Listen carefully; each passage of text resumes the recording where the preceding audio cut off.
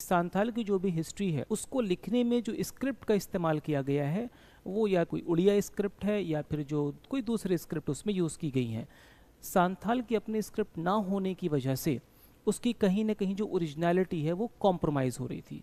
तो इस ओरिजिनलिटी को प्रिजर्व करने के लिए पंडित रघुनाथ मुर्मू जी ने 1925 में इस ओल्ड चिकी स्क्रिप्ट को इन्वेंट किया, इसका इस्तेमाल करना शुरू किया। ऑलराइट, और 2025 में जाहिर सी बात है इसके 100 साल पूरे हो रहे हैं, जिसके सेंटेनरी सेलिब्रेशन को अभी इनॉग्रेट किया गया है। इससे पहले जो भी सांथाली कल्चर है वो ओरल ट्रेडिशन पर लार्जली डिपेंड करता था, like folklore, like songs and story telling.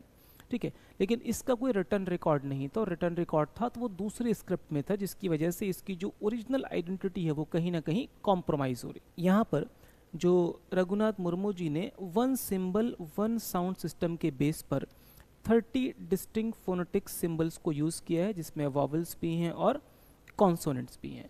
यानी कि अगर हम कहें कि जो इस स्क्रिप्ट की जो एक तरह से वर्णमाला है, ठीक है, उसमें जो 30 डिस्टिंक्ट फोनेटिक सिंबल्स हैं, और इसका जो बेसिक कंसेप्ट है वो वन सिंबल और वन साउंड है।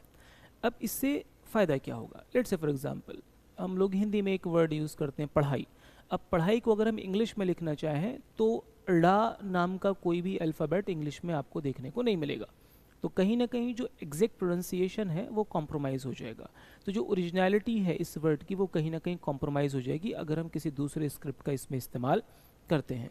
तो ओल्ड चिकी के इस्तेमाल से जो सांथाल लैंग्वेज है, जो इनका बोलचाल का तरीका है, उसकी कहीं ना कहीं जो ओरिजिनलिटी है मेंटेन रहेगी।